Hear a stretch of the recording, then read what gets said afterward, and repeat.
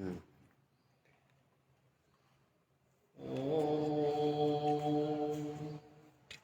तत्त्वार्थदर्शिषुणवरणप्रवीण वीणा गुणस्वर समीरणलब्धवर्ण वाणी मणीयसि चिदावरणे निषण्णा पुण्योपमेय चरणां शरणं प्रपद्ये योऽन्तः प्रविश्य मम वाचमिमां प्रसुप्ताम् सञ्जीवयत्यखिलशक्तिधरः सुधाम्ना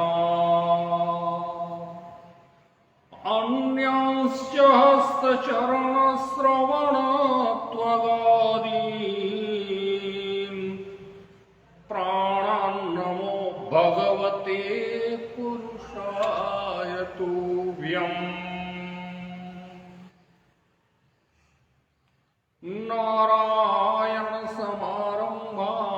शङ्कराचार्यमध्यमाम् अस्मदाचार्यपर्यन्तां वन्दे गुरुपरम्पराम्।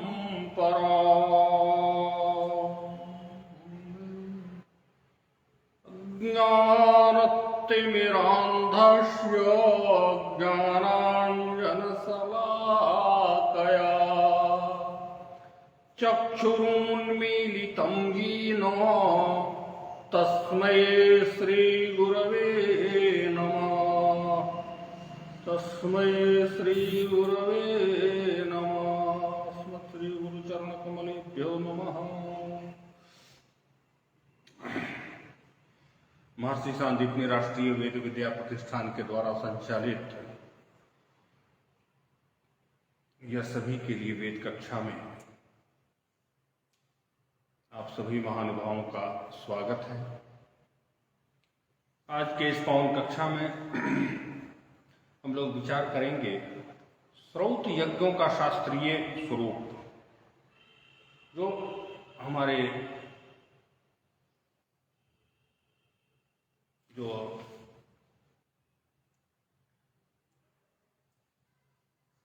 अनादिकाल से जिसकी कोई काल की सीमा, जो वेद काल की सीमाओं के बाधा नहीं जा सकता, जो कालातीत हो, शाश्वत है, ऐसे अपौरुषीय वेद जो किसी व्यक्ति के द्वारा नहीं, ये सनातन और निरंतर जो ज्ञान की परंपरा है, उसमें जो उसका जो उद्देश्य है, उसके वेदों के उद्देश्य, वेदों के का जो मूल उद्देश्य है, हमारे जीवन को सार्वभौमिक उन्नति की ओर ले जाना। सार्वभौमिक उन्नति किस प्रकार से हो, वेदों का मूल प्रतिपाद्य विषय,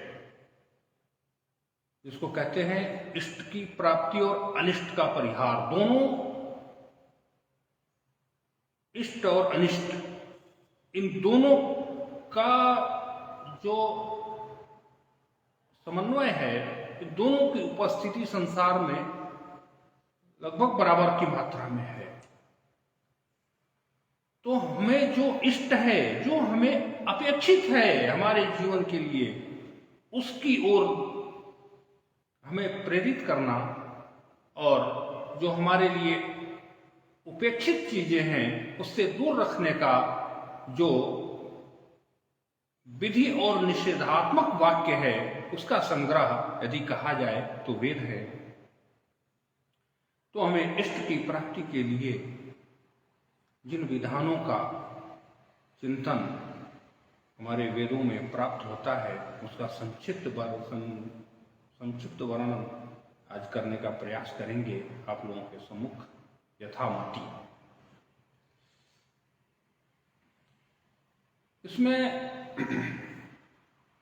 कहते हैं कि जो प्रकृति है ये यज्ञ द्वारा संचालित और संवर्धित होती है। हमारे करने के लिए जो कार्य हैं इसमें मुख्य रूप से 5 प्रकार के यज्ञों की चर्चा आती है। इन 5 प्रकार में जो हमें नित्य करने चाहिए अपने उन्नति के लिए, अपने विकास के लिए, और वो विकास ऐसा जो सर्वांगीण विकास हो, चतुर्दिक विकास हो। ऐसा नहीं कि एक प्रकार से हम विकसित हुए, दूसरी प्रकार से हम अवनत होते गए। जो मूलतः विकास की परिभाषा है, जो इहलौकिक और पारलौकिक दोनों दृष्टि से हमें पूर्ण समृद्ध करे। अब पूर्ण समृद्धि के बाद जो आती है तो हमारे मानव जीवन पर इतना बड़ा बोझ रहता है कि संपूर्ण सृष्टि को किस प्रकार से हम संबलित कर सकें, किस प्रकार से हम इस सृष्टि के संचरण में उस प्रकृति का, उस परमात्मा का जिनके द्वारा ये संपूर्ण स्वस्तिक सृजित है, उसमें हमारा योगदान किस प्रकार से हो सके, इसके लिए जो कार्य है उसको कहते हैं सर्वांगीण विकास। तो उससे अपने व्यक्तित्व का विकास, अपने स्वभाव में सात्विक प्रवृत्तियों का पल्लवन के साथ इस सृष्टि में जिन जिन तत्वों का समावेश है, जो जो दृश्य अदृश्य पदार्थ हमारे सामने उपस्थापित हैं, उन सब के लिए मेरे चित्त में पूर्ण स्थान हो और उसके संवर्धन में मेरा पूरा का पूरा योगदान निहित हो। इसके लिए पहले हमें बताया गया कि आप 5 प्रकार के नित्य यज्ञ करें। कौन सा यज्ञ है? ब्रह्म यज्ञ। पहला ब्रह्म यज्ञ के अंतर्गत हम संध्या उपासन करें, नित्य ईश्वर का स्मरण कर पुनीत मंत्रों का जप करें, और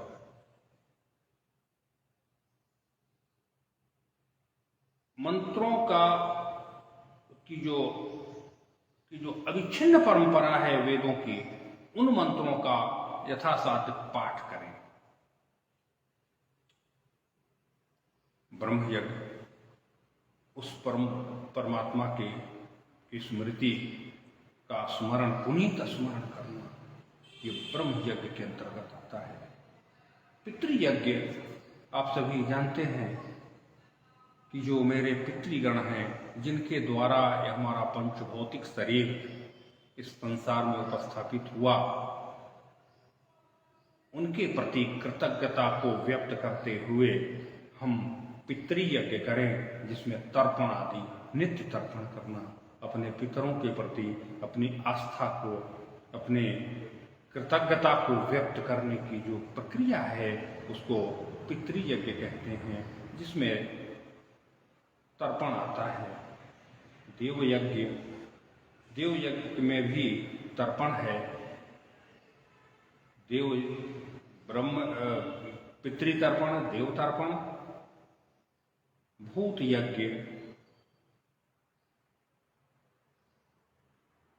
और उसके बाद आता है भूत यज्ञ। भूत यज्ञ में जितने भी प्राणी मात्र हैं जो अपने उदर पूर्ति के लिए, अपने शरीर पोषण के लिए जो भी पदार्थ, अन्न आदि हम तैयार करते हैं घर में, उसको उसमें से कुछ अंश निकालकर हम पितरों के लिए अर्पण करते हैं।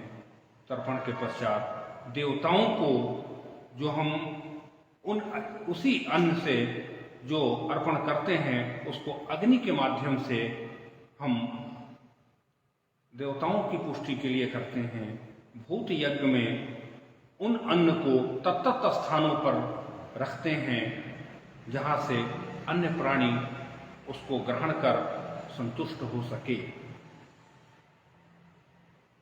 अतिथि यज्ञ। अब हमारे यहाँ कोई भी अतिथि आते हैं तो प्रतिदिन हमारा कर्तव्य है कि हम अतिथि के लिए अपने उस पके हुए अन्न जो हम अपने लिए निर्मित किए हैं उसमें से हम अपने आगत अतिथियों के सम्मान और स्वागत के लिए हम उनको भोजन कराएं। कम से कम एक अतिथि हमारे यहाँ प्रतिदिन अतिथि यज्ञ के रूप में हम किसी का सम्मान करते हैं, उनको भोजन कराते हैं, तो अतिथि यज्ञ के रूप में माना जाता है।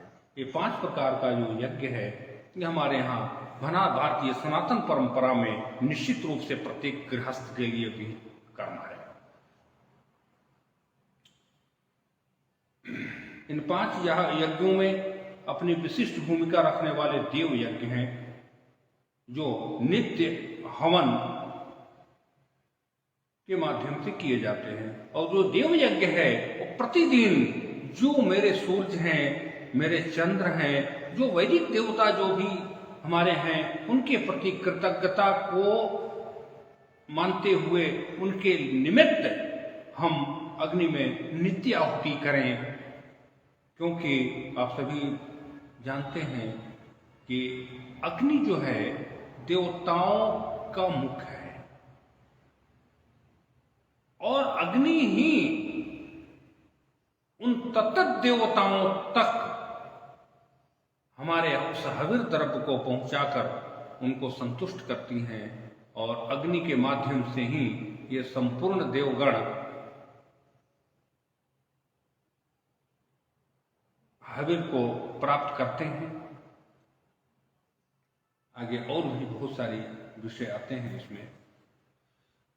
तो देव यज्ञ ये स्पष्ट हो गया कि ब्रह्म यज्ञ, पितृयज्ञ, देव यज्ञ, भूत यज्ञ और अतिथि यज्ञ, ये इस प्रकार से नित्य कर्म में हमारे ये 5 प्रकार के यज्ञ आते हैं, जिनके द्वारा इन 5 प्रकार के यज्ञ के माध्यम से हम अपने गृहस्थ आश्रम को स्वर्ग आश्रम बना सकते हैं।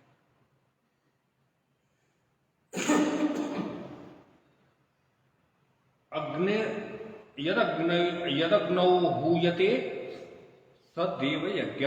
जो अग्नि में हम आहुति करते हैं देवताओं के निमित्त, वही हमारा देव यज्ञ कहलाता है। इस परिभाषा के अनुसार जो अग्नि में आहुति किया जाता है उसे देव यज्ञ कहते हैं, जिसमें उत्तम से उत्तम समिधाओं को हवन कुंड में तथा अग्नि प्रज्वलित करके वेद मंत्रों के द्वारा सुगंधित रोगनाशक इष्ट हव्य द्रव्यों से आहुति की जाती है। अब यहाँ बात ये आती है कि जो हम आहुति करते हैं यज्ञ के निमित्त, वो देवताओं के निमित्त जो हम आहुति करते हैं, उनमें कितना बड़ा ये विज्ञान है कि कौन से वस्तु में, कौन सी लकड़ी में, कौन सी समिधा में कैसा गुण है कि वो अग्नि में जाने के पश्चात इससे वायुमंडल में कैसी ऊर्जा की उत्पत्ति करता है। यह सबसे बड़ा विज्ञान है। आपको पता है अधिकतर प्रचलित है घृत की आहुति। घृत की आहुति देना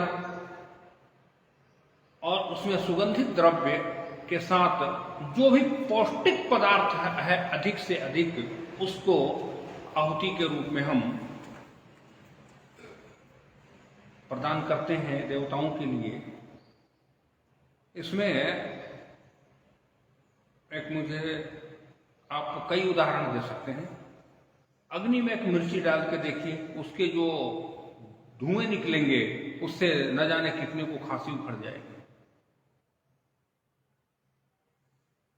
कुछ ऐसी लकड़ी भी होती है जिसको जला दें तो वहां का जनमानस पीड़ित हो जाए,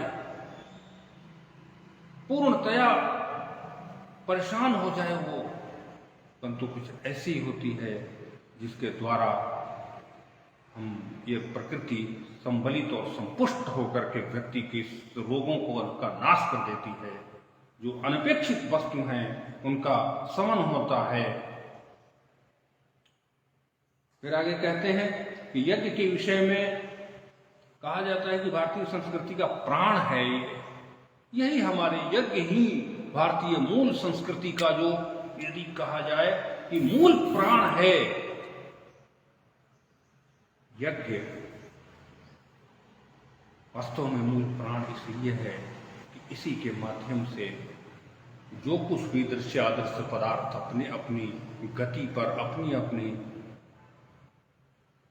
कक्षा में अपनी अपनी निर्धारित गति से गतिमान होकर इस संसार को संचालित कर रहे हैं, वे सब को का सब यज्ञ के माध्यम से परिपुष्ट होकर के संचालित हो रहे हैं।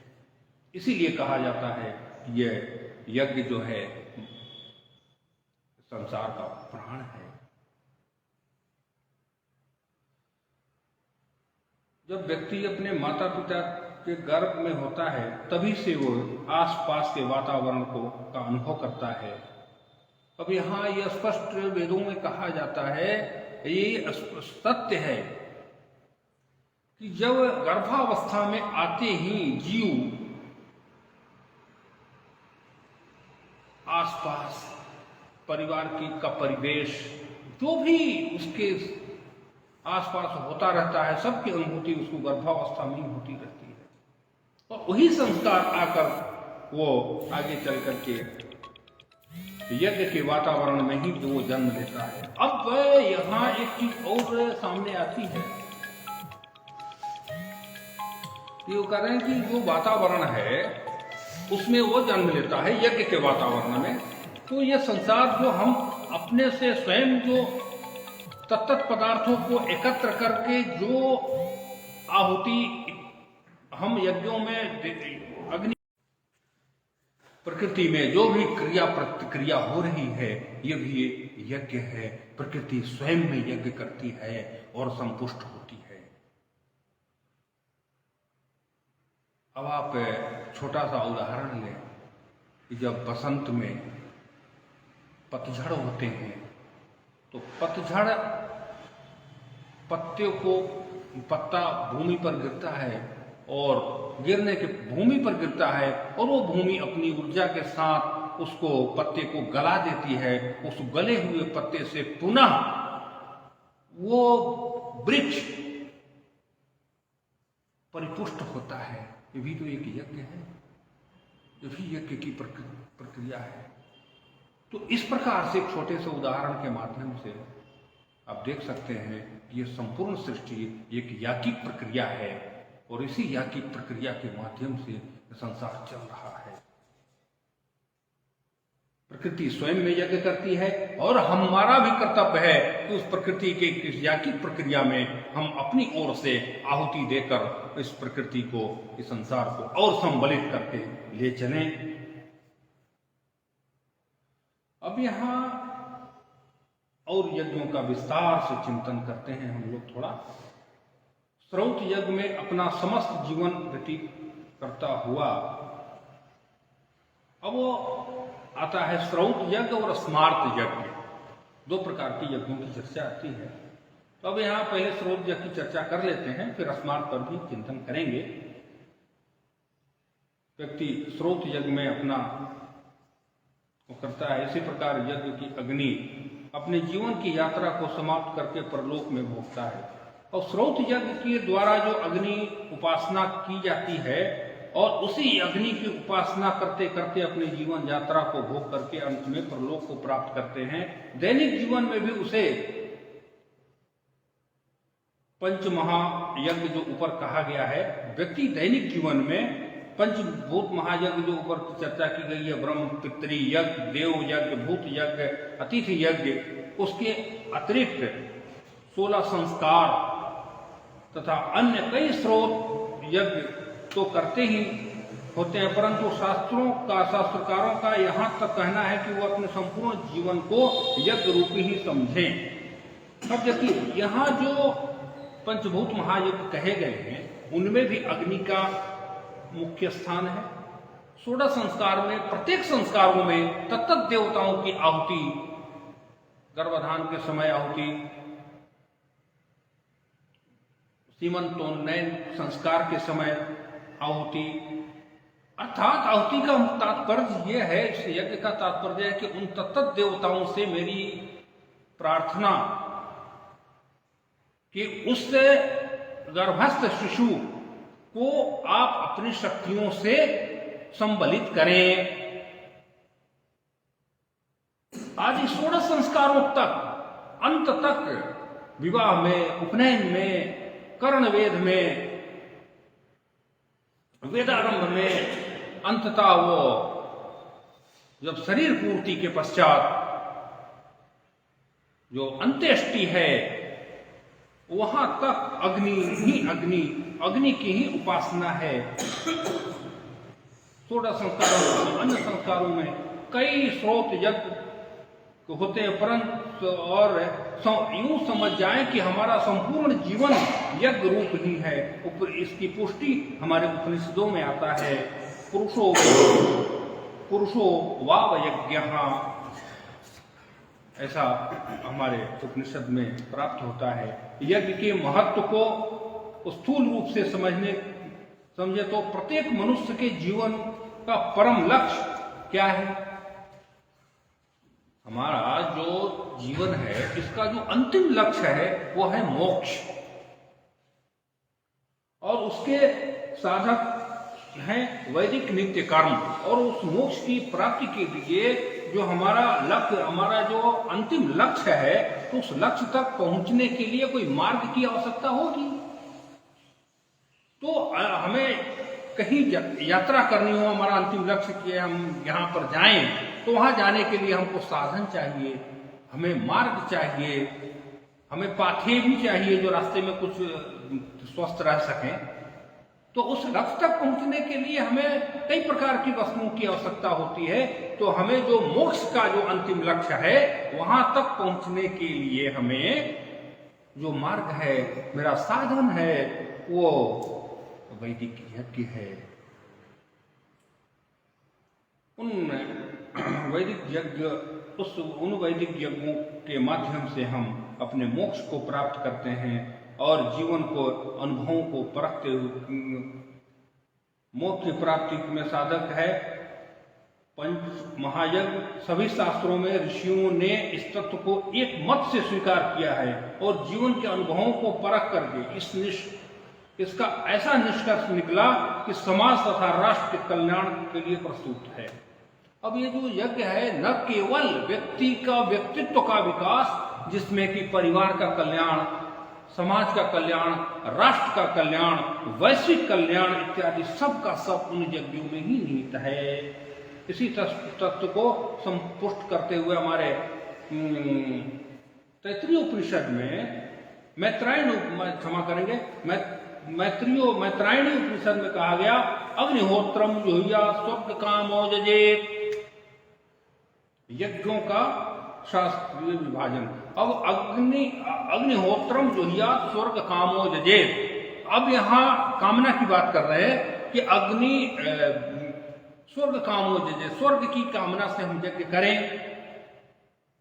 तो स्वर्ग की कामना से यज्ञ करें, मोक्ष की कामना से यज्ञ करें, किसी भी कामना के कारण हम कोई यज्ञ करें, कभी निष्काम भाव से यज्ञ करें, तो इसका विस्तार से आगे बताते हैं कि यदि यज्ञों के विभाजन की बात किया जाए करें तो यज्ञों का विभाजन अपने अपने अत्यंत, ये थोड़ा सा जटिल काम है विभाजन का, क्योंकि कई जगह कई स्थलों पर किस अलग अलग मतांतरों प्राप्त होते हैं। तो फिर भी कुछ मतांतरों के अतिरिक्त भी उसका जो निष्कर्ष है, वहां तक हम लोग जो सर्वमान्य तथ्य हैं, वहां तक हम लोग पहुंचने का प्रयास करते हैं यज्ञों के विषय में।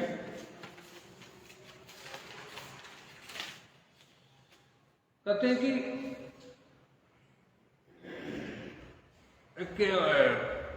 सर्वमान्य रूप में आता है गोपत ब्राह्मण।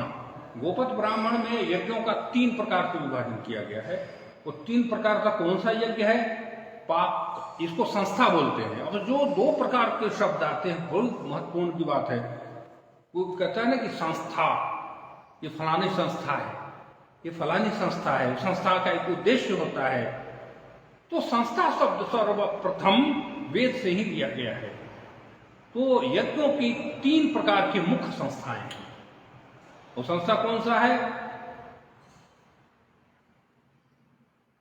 पाक संस्था, दूसरा है हविर यज्ञ संस्था, तीसरा है सोम यज्ञ संस्था।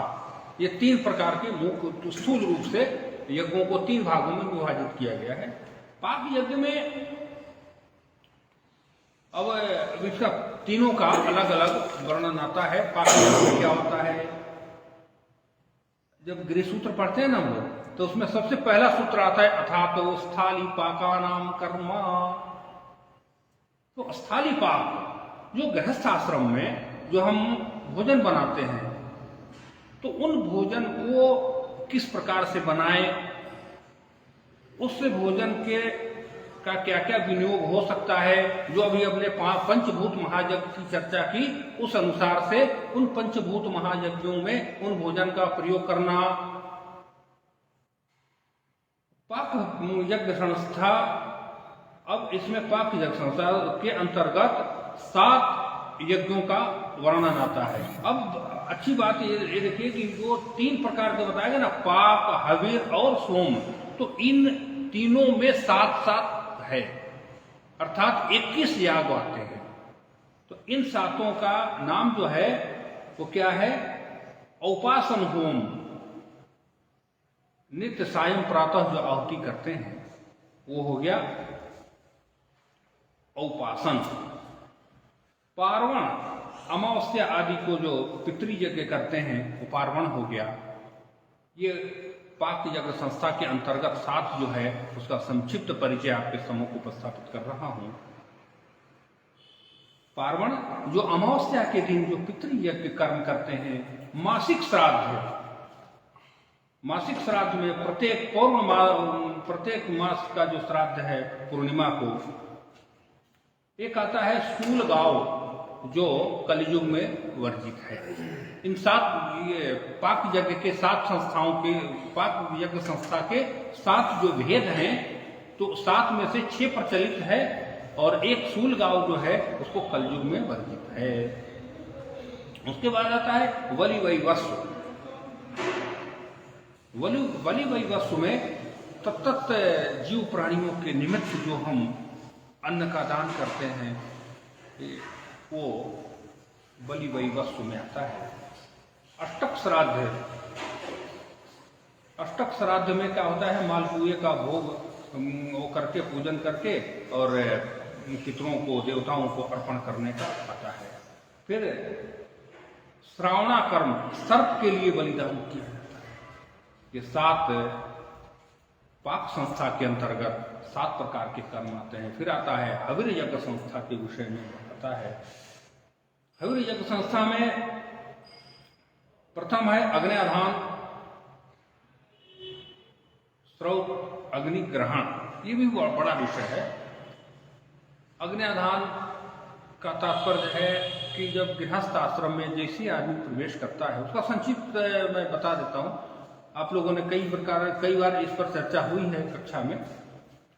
जैसे विवाह होने के पश्चात वधू जब घर में आती है, तो उसके नियम है कि या तो जिस अग्नि में आहुति हुई है मंडप में, विवाह मंडप में, उस अग्नि को वो जो वर है वो लेकर के अपने यहाँ आते हैं और उससे अग्न्याधान करते हैं, उस अग्नि को ग्रहण करते हैं, अर्थात उसको संकल्प रूप से आजीवन घर के अग्निकोण में किसी प्रकोष्ठ में स्थापित करते हैं। और वो होता है अग्न्याधान। और उसमें जो नियमानुसार उदिति जो होती, अनुदिति जो होती, जो भी सूर्योदय और सूर्यास्त के समय जो आहुति के विधि विधान हैं, और फिर उसी अग्नि से बने हुए भोजन को वो आजीवन भोजन, दूसरे अग्नि पर बना हुआ भोजन नहीं करेंगे।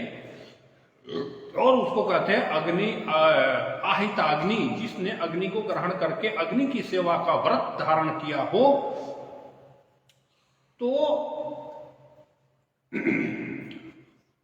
अग्नि ग्रहण के एक तो स्वरूप हो गए कि विवाह में जो प्रयोग होने वाले अग्नि मंडप में उसको हमने किया। दूसरा, दयाद काले जो पिता के द्वारा, जो पिता हमारे अग्निहोत्र रहे, तो जो पैतृक संपत्ति के विभाजन के समय भाइयों में उस अग्नि का भी विभाजन होना, और पैतृक रूप से वंशानुक्रम से जो क्रिया चली आ रही है अग्न्याधान की, उससे हम अग्नि को लें। दूसरी व्यवस्था। तीसरी व्यवस्था ये आती है अग्नि को ग्रहण करने का। उसके लिए कहते हैं कि वैशस्य बहुपशोः गृहम् अग्निम् आदाय, जो बहुत संपन्न है। ये बहुत मार्मिक बात है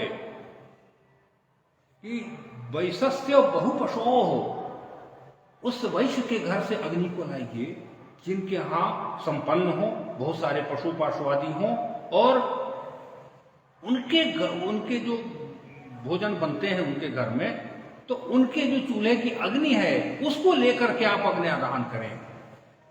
कारण यह है कि उनके यहाँ वो अतिथि का सम्मान होता है और उनका हृदय उदार है, और उनके द्वारा जो उनकी जो घर की अग्नि है पवित्र है, आप उसको लेकर के अग्न्याधान कर सकते हैं। तो हमारे निष्कर्ष हो कि हमारे 3 प्रकार के विधान मिले।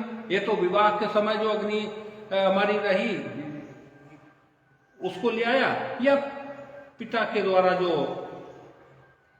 अग्नि है उसको लेकर के अग्न्याधान किया, और नहीं अगर हो सका तो यहां से ले लिए। चौथा विधान भी आता है कहीं कहीं कि अरणिमंथा में, केशाम किसी का मत है कि नहीं अरणिमंथा से भी अगर कुछ भी संभव नहीं हो तो अरणिमंथा से लेकर के हम अग्न्याधान कर सकते हैं। तो ये जो है अग्न्याधान का जो प्रथम है हविर यज्ञ के अंतर्गत पहला अग्न्याधान आता है। तो अग्न्याधान जो अब अच्छी बात है कि जब भी व्यक्ति श्रौत याग में यजमान बनेगा वो अग्निहोत्री ही होगा। तो इस प्रकार अग्निहोत्री की व्यवस्था, जो पूरा का पूरा जीवन अग्नि की सपर्या में, अग्नि की सेवा में उनकी हो जाती है, और उनका जो अग्नि का तेज है उनके व्यक्तित्व में प्रविष्ट करता है। ये स्वाभाविक है कि हम जिसके प्रति, चाहे वो व्यक्ति हो, देवता हो, दानव हो, जो भी तत्व है, उसके प्रति यदि हम समर्पित भाव से रहते हैं तो उनका गुणों का आधान मेरे भीतर स्वाभाविक रूप से हो जाता है, या अच्छा हो या बुरा। तो अग्नि संसार का मूल तत्व है, और उस अग्नि की उपासना यदि व्यक्ति करता है तो निश्चित रूप से आप समझें कि वो संसार के लिए सर्वश्रेष्ठ महापुरुष होता है, क्योंकि सबके लिए वो कल्याणकारी व्यक्तित्व से होता है। इसीलिए हमारे यहाँ अग्निहोत्र की व्यवस्था है। आपको आज भी भारत सरकार में, हमारे अपने वेद विद्या प्रतिष्ठान में जो नित्याग्निहोत्री हैं, नैष्ठिक रूप से उनकी सहायता की जाती है आर्थिक रूप से। आज भी भारत में कम से कम 45 से 50 अग्निहोत्री हैं जो नित्य अग्निहोत्री हैं, अग्नि उपासक हैं। तो ये हो गया पहला हविर यज्ञ संस्था का में के 7 में से पहला का मैंने आपके सामने रखा। दूसरा है अग्निहोत्र। फिर उसकी अग्निहोत्र में जो जो विधि विधान बताए गए हैं उनका पालन करना दूसरा। तीसरा है पौर्णमास, प्रत्येक अमावस्या को वो अग्निहोत्री विशेष प्रकार के यज्ञ करते हैं अमावस्या के दिन। फिर चौथा हो गया आग्रहण, पांचवा हो गया श्रोत्रामणि। श्रोत्रामणि विस्तार का बड़ा यज्ञ है, वो साल में 2 साल में एक बार वो करते हैं। श्रोत्रामणि याग में की विशेषता यह है कि प्रकृति की वायुमंडल में जो भी दूषित पदार्थ है उसका समन करना। उसमें एक विधि आती है श्रोत्रामणि में कि एक तरफ दूध को खूब उबालते हैं, खूब उबलता हुआ, और एक तरफ खौलता हुआ घृत, और दोनों को उसमें मिश्रित करते हैं तो बिल्कुल बड़ी सी आग की लपटें वायुमंडल में पहुंचती है। उसके विधि विधान के अनुसार ये इसका वायुमंडल को, इस संसार के सारे वातावरण को पवित्र करने का जो विधान है उसमें आता है पशुबंध, छाग आदि का याग, फिर आता है इंद्र वरुण आदि के निमित्त जो पुरुषार्थ से यज्ञ किए जाते हैं वो ये आता है। इस प्रकार से 7 संस्थाओं का हविर यज्ञ में विधान किया गया है। फिर आता है सोम संस्था। सोम संस्था के अंतर्गत भी 7 आते हैं, विधान किया गया है। अग्निष्टोम जो 5 दिन का महायज्ञ का यज्ञ है। उत्ख्य तृतीय सवन है, वाजपेय है, अतिरात्र है, षोडशी है, आप्तोर्यम है। ये 7 संस्था जो है सोमयाग के अंतर्गत आते हैं। अर्थात तात्पर्य ये है कि ये पहले तो 3 भागों में बांटा गया, पाक यज्ञ, हविर यज्ञ संस्था और सोम संस्था। इन तीनों के 7-7 प्रयाज हैं। 7-7 प्रयाजों को मिलकर के 21 प्रयाज आते हैं। तो ऊपर का जो पहले आता है अपना कौन सा पाक यज्ञ। पाक यज्ञ में हम अग्निहोत्र नहीं भी हैं तो भी पंचभूत महायज्ञ से काम चल जाता है हमारा। लेकिन जब हम आगे प्रविष्ट करते, आगे विकसित होते हैं, जब हम अग्निहोत्र होते हैं तो अग्निहोत्र होने के पश्चात इन सभी यज्ञ को करने का हम अधिकारी होते हैं। अभी जो हमने अमावस्या की बात करी तो इष्टियां होती है अमावस्या में और पूर्णिमा में। जो अग्निहोत्री होते हैं वो अमावस्या और पूर्णिमा को इष्टि करते हैं, और आगे चलकर जो तत्त देवताओं के लिए जो यज्ञ होते हैं उसमें आपको जौ के, चावल के आटे से बने हुए चितियों पर आहुति की जाती है, और उन तत्त देवताओं को की पुष्टि के लिए, और जब इन स्रोत यागों के माध्यम से ये सारा का सारा स्वस्तिक पवित्र होता है और मानव जीवन सहित संपूर्ण पदार्थों में को अनुप्राणित करने के लिए ये मुख्य कार्य है। इससे वर्षा तो होती ही है, वर्षा समय पर होती है। प्रकृति अपना जो भी योगदान है हमारे जीवन में, संसार को चलाने में अपना संपूर्ण बल के साथ हमारा सहयोग करती है। अभी बता दें कि ये 7 + 7 + 7 = 21। इन 21 यज्ञों को स्मार्त और स्रोत नामक 2 संस्थाओं में विभाजित किया गया। अब आता है कि स्रोत क्या है, स्मार्त क्या है।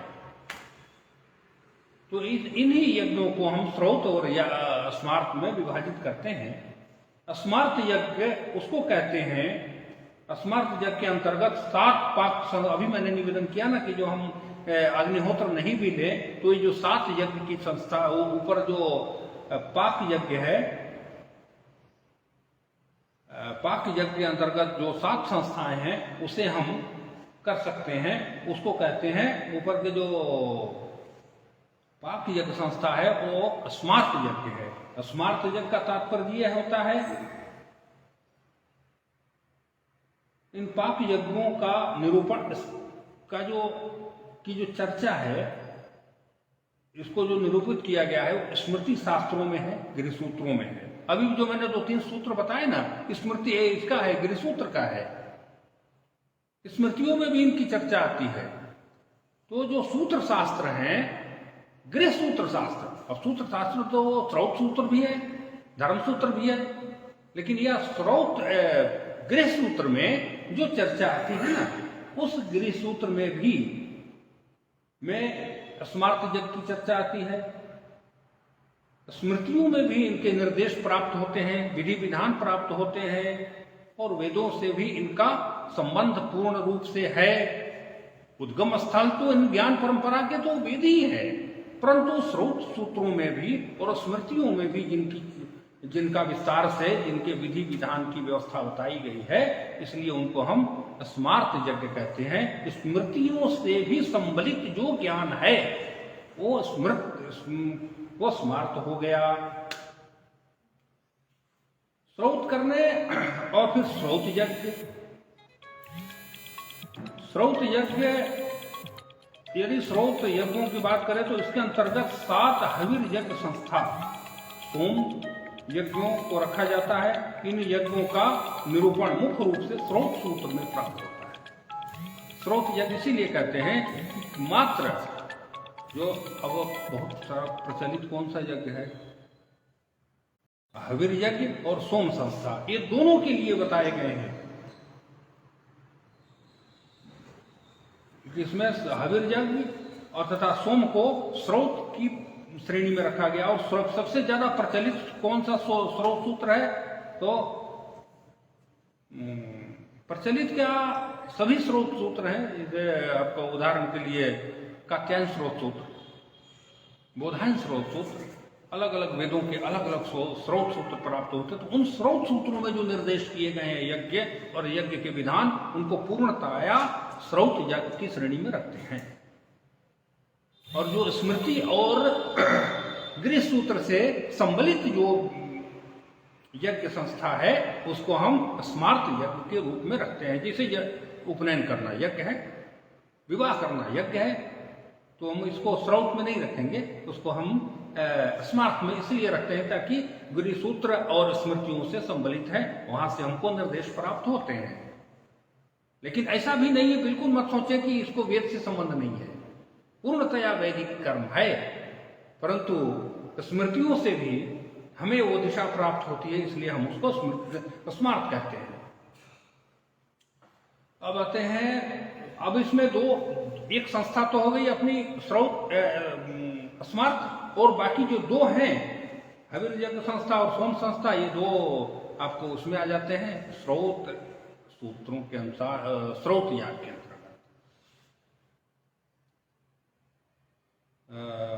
स्रोत याग के अंतर्गत आते हैं हविर यज्ञ का। इन यज्ञों का निरूपण मुख्य रूप से स्रोत रूप में किया गया है। हविर यज्ञों में अब जो हविर यज्ञ है उसमें क्या क्या हविर में होता है, दूध, चावल, जौ आदि द्रव्यों से आहुति होती है। सोम यज्ञ में विशेष रूप से सोम रस की, अब सोम संस्था जो आती है अंत में, उसमें आपने सुना होगा कि सोम लता होती थी। उन सोम लता को पूरा यजुर्वेद पढ़ेंगे ना तो पहले अध्याय से आपको सब मिलेगा कि सोम लता को कैसे लाएं, क्योंकि मुख्य जो है राजा सोमी है, तो सोमलता के लाने की व्यवस्था, सोमलता को किस प्रकार से आमंत्रण कर देना है, सोमलता को किस प्रकार से हमें ग्रहण करना है, फिर उनको किस प्रकार से यज्ञ स्थल पर लाना, उनको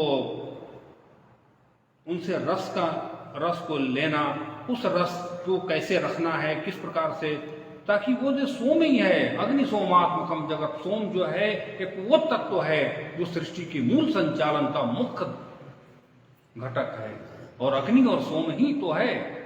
तो इसलिए आप जब यजुर्वेद के अंतर्गत सब का सब इतना सूक्ष्मता से वर्णन आता है कि सोम को पूर्ण रूप से राजा बताया गया है, उस राजकीय सम्मान के साथ उस सोम लता को लाकर उनसे अपने यज्ञ की पूर्ति के लिए प्रार्थना पहले की जाती है। किस प्रकार से प्रार्थना की जाती है, फिर वो तो इसीलिए कहते हैं कि उस सोम की आहुति, सोम के साथ जो आहुति दी जाती है, पशु द्रव्य की भी आहुति दी जाती है। यज्ञों के अंतर्गत के अन्य प्रकारों का विभाजन के पहले एक प्रयास करते हैं। गोपद ब्राह्मण में दिया गया है कि ये विभाजन इस प्रकार से 21 जो बताए गए हैं ना, यही जो है सर्वमान्य है। इस प्रकार अगर देखा जाए तो अन्य ग्रंथों में और भी बहुत सारी चीजें हैं, परंतु मुख्य रूप से ठोस रूप से अगर स्थूल रूप से देखें तो ये सात सात के स्वरूप में 21 पर्याय सर्वमान्य हैं। और भी हैं, ऐसा नहीं है कि नहीं है, बहुत सारे चीज हैं, परंतु मुख्य रूप से 21 को ही मानते हैं। फिर उसके बाद वस्तुतः 7 जो पाक यज्ञों के अतिरिक्त अनेक पाक यज्ञ गृह सूत्रों में उपलब्ध होते हैं, इनमें हविर और सोम के भी बहुत सारे स्वरूप सूत्रों में प्राप्त होते हैं। कि जो मुख्य रूप से हमारे और भी इसके स्वरूप और इसकी प्रक्रिया प्राप्त होती है, जिसके यज्ञों की मुख्य रूप से संस्थाएं 21 से कहीं अधिक भी हो सकती है। इस प्रकार की दृष्टि के लिए हमें कई आचार्यों के मत प्राप्त होते हैं और यज्ञों की परिभाषा भी प्राप्त होती है। यज्ञों की परिभाषा करते हुए आचार्य कहते हैं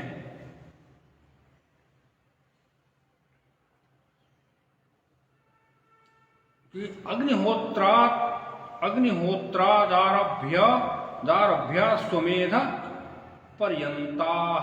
इस प्रकार से कहते हैं कि उन्होंने कहते हैं कि यज्ञ की उल्लेख इस प्रकार के 21 बताई गई है। उसके बाद फिर गोपद ब्राह्मण में यज्ञों के विभाजन किए देखें तो उन्होंने कहा कि मूल रूप से स्थान दिए गए इन यज्ञों का भेदाभेद या शाखाएं मान सकते हैं। इस प्रकार से हम स्पष्टतः कह सकते हैं कि स्मृति और सूत्रों में आए हुए यज्ञों को स्मार्त तथा ब्राह्मण ग्रंथ और स्रोत यज्ञ। अब स्रोत यज्ञ का जो स्थान है वो ब्राह्मण ग्रंथ भी है, संहिता भी है। संहिताओं में भी संहिता, ब्राह्मण और स्रोत सूत्र, इनमें जो आए हुए हैं उनको स्रोत यज्ञ के सूची में रखा गया है। क्योंकि स्रोत यज्ञों की संख्या स्मार्त यज्ञों से बहुत अधिक है, क्योंकि वो 7 ही है और ये 7 गुना 14 है। जो अत्यधिक प्रचलन में आने के कारण स्रोत यज्ञ ही अधिक देखने को मिलता है। यही कारण है कि सामान्यतः सभी यज्ञों को स्रोत यज्ञ कह दिया जाता है। यहां हम कुछ प्रचलित और अप्रचलित यज्ञों की बात करते हैं। जो प्रचलित यज्ञ है उनमें कौन कौन सा है? तो अग्निहोत्र, पौर्णमास, चातुर्मास, श्रोत्रामणि, अग्निष्टोम, उत्कथ याग, अतिरात्र और दर्श याग। इसके में जो अप्रचलित यज्ञ है, जो बहुत नहीं होते हैं, उसमें है दाक्षायण, दुरात्र, गार्गात्रित्र, सप्तरात्र, महाव्रत, ब्रह्मण श्रव, अश्वमेध, सर्वतोमुख। अब यज्ञों के दूसरे प्रकार का विभाजन पर को देखते हैं तो श्रोता स्मार्तानाम त्रयो विभागः। एक अन्य स्थान पर स्रोत और स्मार्त दोनों यज्ञों को नित्य और नैमित्तिक काम यज्ञों के विभाजन किया गया है। अब इसमें नित्य यज्ञ और नैमित्तिक यज्ञ 2 प्रकार की बात आती। अब हम लोग सोचते हैं कि यज्ञ क्यों करें, कैसे करें। उसके पहले का जो कोई भी काम करने के पहले एक निर्धारित हमारे भीतर एक संकल्पना होती है कि हम इस काम को क्यों कर रहे हैं। तो फिर कहते हैं कि नित्य यज्ञ के अंतर्गत याज्ञिक अपने मतानुसार, याज्ञिकों के मतानुसार नित्य यज्ञ फल भावना के विहीन किए जाते हैं। जैसे हम कोई कार्य कर रहे हैं तो जिसमें किसी भी प्रकार की भावना न हो कि हमको ये प्राप्ति हो, भावनाओं से अतिरिक्त केवल कर्म भाव को दृष्टि में रख करके मेरा कार्य है, मैं कर रहा हूं, इसका कोई लौकिक फल नहीं होता। निष्काम भाव से कर्म करना, इसका कोई आत्मशुद्धि पूर्वक मोक्ष प्राप्ति को मान सकता है। अब मान लीजिए हम संध्या करते हैं तो संध्या के लिए बताया गया कि उसका कोई फल नहीं मिलेगा आपको, संध्या का कोई परिणाम, कोई फल नहीं मिलेगा। नहीं करने से प्रत्यवाय जरूर होगा, परंतु करने से कोई अतिरिक्त फल की प्राप्ति नहीं होगी अभी। तो इसलिए इस भाव से, कर्म भाव से करना, ये निष्काम भाव से यज्ञ को करना, हाँ, इसे आत्मशुद्धि अवश्य होगी।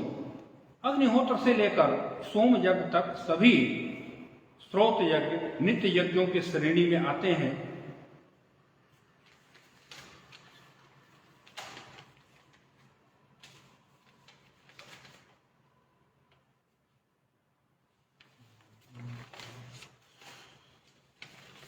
अब यहां नैमित्तिक यज्ञ की बात आती है कि यज्ञ के ये यज्ञ नैमित्तिक यज्ञ। नैमित्तिक यज्ञ का मतलब होता है कि मैं इस सृष्टि के निमित्त कर रहा हूं। एक हुआ निष्काम भाव, एक हुआ कि किसी निमित्त यज्ञ को करना। तो नैमित्तिक यज्ञ जो होते हैं, इसमें कौन कौन सा नैमित्तिक होगा? तो भूकंप से रक्षा होगा, तो पृथ्वी कपती है ना, इससे रक्षा होती है यज्ञ की। अतिवृष्टि से, अनावृष्टि से, गृहदाह, जो एक बार नहीं आग लग जाती है गांव के गांव समाप्त हो जाते हैं, इत्यादि जो प्राकृतिक आपदाएं हैं बड़ी बड़ी, उससे रक्षा के लिए यज्ञ करना एक काम्य यज्ञ होता है। काम्य यज्ञ में लौकिक फल की प्राप्ति की कामना से किए जाने वाले जो कर्म है वो काम्य यज्ञ है कहलाते हैं, जो हमें दृश्य रूप से उसके परिणाम परिलक्षित हो जाएं। इस निमित्त से जो यज्ञ करते हैं उसे हम काम्य यज्ञ की श्रेणी में रखेंगे।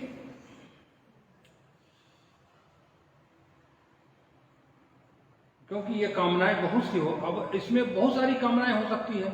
ये तो उदाहरण के लिए दिया कि भूकंप से रक्षा, अनावृष्टि,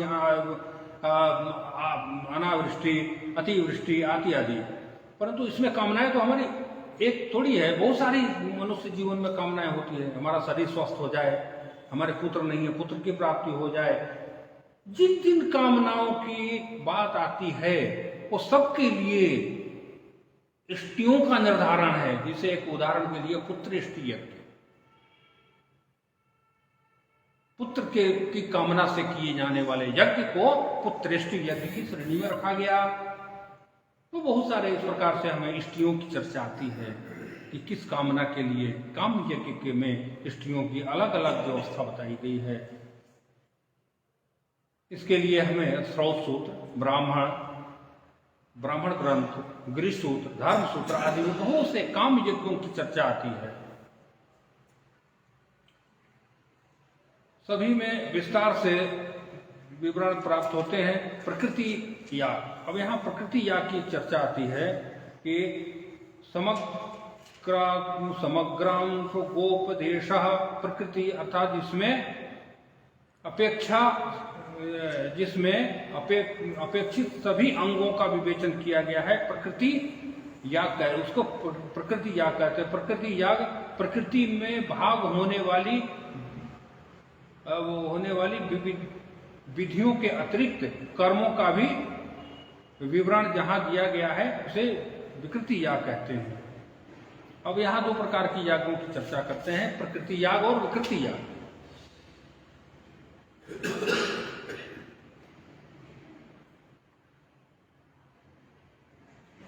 सभी अंगों का विवेचन, यज्ञों जिसमें सभी प्रकार के अंगों का विवेचन हो, हर प्रकार की कामनाओं की पूर्ति जिसमें हो जाए, वो प्रकृति याग है। प्रकृति में भाग होने वाली विधियों के अतिरिक्त कर्मों का विवरण जहां दिया गया है उसे विकृति याग कहते हैं। श्रौत यज्ञ के यज्ञों का शास्त्र, यहाँ थोड़ा शास्त्रीय स्वरूप का भी वर्णन किए जाते हैं। मत्स्य पुराण में कहा गया है कि यज्ञ का लक्षण उसके अंगों को आधार मानते हुए किया गया है। मत्स्य पुराण के अनुसार देवताओं को हवियों, ऋक, साम और यजुर मंत्रों एवं ऋतुजों तथा दक्षिणा का संयोग के कर्म को यज्ञ कहते हैं। अब यहाँ यज्ञ की परिभाषा किया जा रहा है कि जिसमें देवताओं को हविष्य देना, सभी वेदों के मंत्रों के साथ यजन करना और उसमें दक्षिणा आदि जो दिए जाने के जो कर्म है उसे यज्ञ कहा। अलग अलग आचार्यों का उसमें फिर यास्काचार्य भी निरूप में कहते हैं कस्मात यज्ञ कस्मात प्रख्याताम यजति कर्मेति निरुक्ताः, जो यजन किया जाता है जिसमें देवताओं को हविर द्रव्यों के द्वारा और स्तुति के द्वारा जो उनको प्रसन्न करने की जो विधि है वो यज्ञ है, जिसमें अनेक प्रकार की बात आती है। इनका यास्काचार्य का एक निघंटु है शब्दकोश, जिसको निघंटु कहते हैं। वेदों के गूढ़ शब्दों को इकट्ठा कर करके जिसका निर्वचन किया जाता है उसको निघंटु कहते हैं। जो शब्दों का संकलन है उसको निघंटु कहा जाता है, जिसमें वेन अध्वरः मेघ सवनम होत्रा इष्टि देवता विष्णु इंद्र प्रजापति धर्म इत्यादि के अनेक प्रकार के अर्थ प्राप्त होते हैं।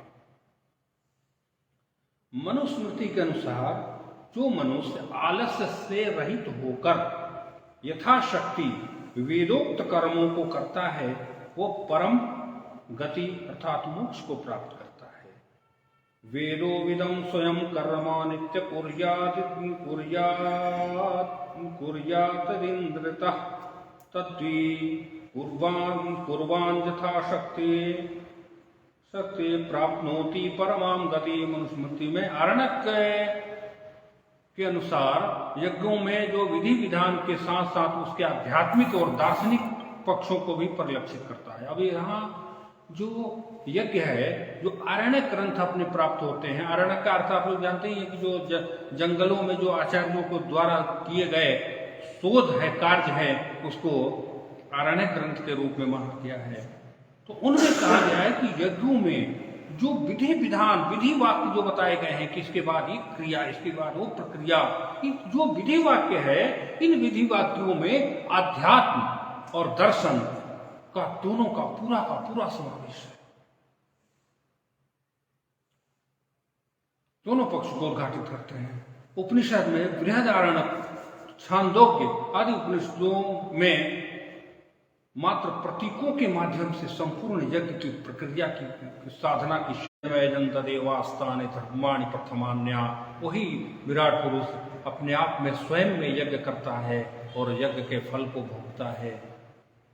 और हम उस प्रकृति के, हम उस विराट पुरुष के उससे अंश हैं और हम अंश होने के कारण हम उनके कार्यों में अपने कर्म के द्वारा सहयोग करते रहें। इस प्रकार से नाना प्रकार के इस विषय में प्रश्न भी आए हैं और इनके उत्तर भी हैं। इस प्रकार से हम अपने द्वारा इस पर्यावरण को पूर्णतया शुद्ध करते हुए करें। आपको कुछ वैज्ञानिक तत्व भी अभी सामने आए हैं। 2 दिसंबर 1984 को एक बहुत बड़ा कांड हुआ था भोपाल में, आप सबको पता होगा, जो गैस जो निकला था उसमें 2 परिवार ऐसा आया जिन्होंने विभिन्न प्रकार के औषधियों से आहुति करना शुरू किया। उनके ऊपर किसी प्रकार का गैस का कोई प्रकोप नहीं हुआ। और भी तमाम वैज्ञानिकों ने इस पर शोध किया है कि यज्ञों के माध्यम से किस प्रकार से प्रकृति में जो दुर्गुण उत्पन्न होते हैं उस सब के शमन के लिए विभिन्न प्रकार के हिंसक जीव जंतुओं जैसे मच्छर है और भी कुछ प्राणी है जिनको सबका निर्देश है कि इन औषधियों से आहुति करने से इस प्रकार से दृश्य अदृश्य रूप से जो विद्यमान हमारे